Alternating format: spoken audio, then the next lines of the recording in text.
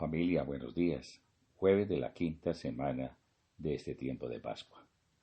Séptima obra. El Evangelio de Mateo incluye tablas de experiencia y vida que han marcado la conciencia de la Iglesia, 3 justicias o normas de vida, 6 antítesis morales, 8 bienaventuranzas, 9 milagros, y todas ellas culminan en las 6 obras. Significativamente Mateo no emplea un esquema de 7, quizá porque ese número evoca la perfección innombrable de Dios y no puede aplicarse a las obras de los hombres.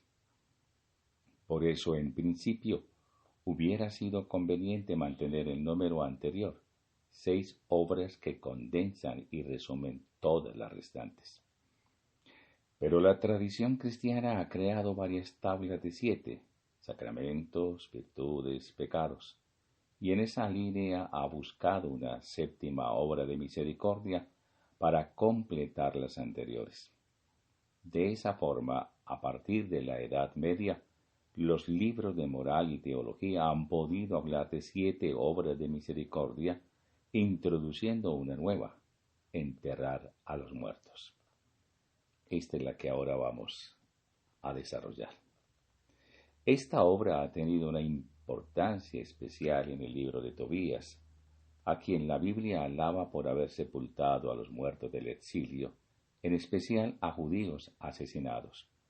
Expresa además el gran respeto que la Iglesia ha tenido por los difuntos, y de esa forma ha sido admitida en gran parte de los catecismos y manuales de moral desde el siglo XVI en adelante.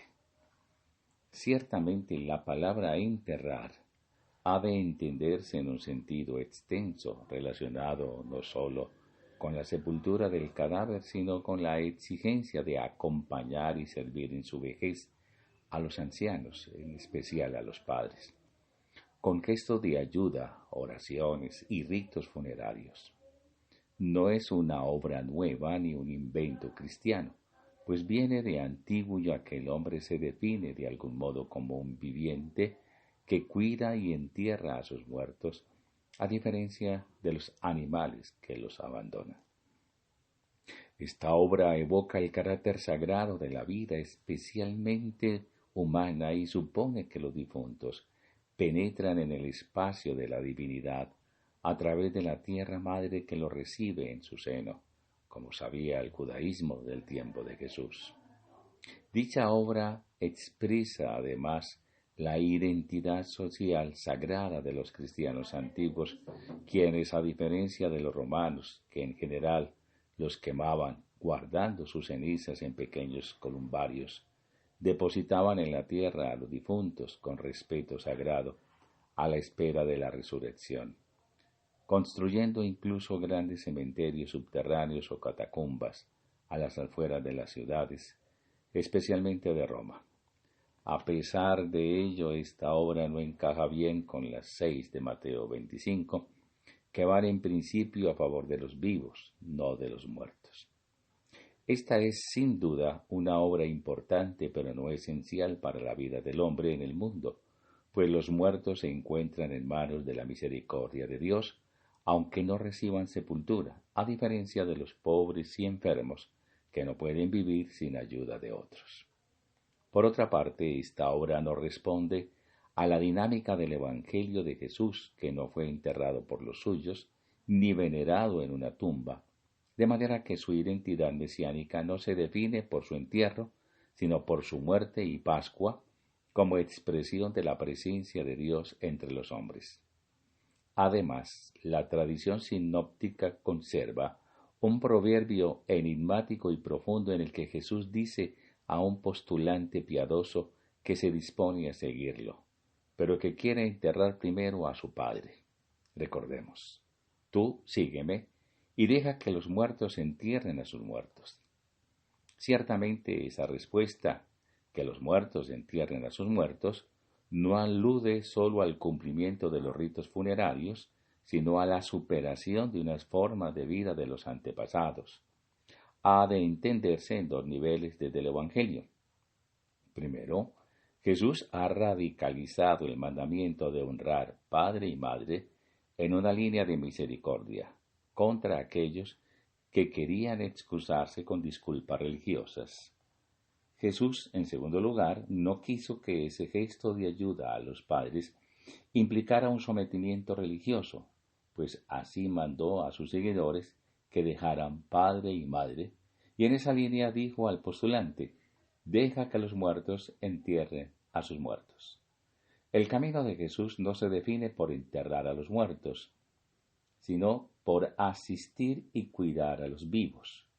En esa línea, él critica un tipo de religión de sepultureros, esto es, de personas que edifican sepulcros para oprimir así más a los vivos. En ese contexto parece difícil que él hubiera introducido en la tabla de Mateo 25, 31, 46, que lo hemos estudiado y leído, la obra de enterrar a los muertos. Por otra parte, en una perspectiva ya más literal, el mandato de enterrar, o sea, depositar en la tierra, que fue muy importante al principio de la Iglesia, por un modo de entender la resurrección vinculada a la descomposición natural del cadáver, excluyendo así en ese momento la cremación, no tiene hoy el sentido que antes tuvo, de manera que no es fácil mantener la exigencia literal de enterrar a los muertos, pues lo que importa no es ponerlos bien en la tierra, sino despedirlos con honra y recordar en ellos la memoria del Dios de la vida y de la resurrección. En esa línea, la misma Iglesia Católica acepta actualmente la cremación de los cadáveres, recuperando un rito social y religioso de gran tradición en otras religiones y culturas. De todas formas, dicho lo anterior, debemos insistir en la importancia de despedir a los muertos, a quienes ponemos en manos de la misericordia de Dios. En un tiempo como este, de tanta pandemia, de tantos muertos y de tanto dolor. Cuando parece que a veces un tipo de sociedad quisiera invisibilizar a los difuntos para que no se vieran, como si no existieran, despachándolos incluso sin despedirlos, de un modo casi burocrático, a través de empresas especializadas que las conocemos como funerarias, sin participación efectiva de familiares y amigos. Es muy posible que esta hora de enterrar, despedir a los difuntos, deba ser hoy repensada y actualizada, aunque quizás no pueda colocarse como el séptimo momento o la séptima obra al lado de las 6 restantes. Amén.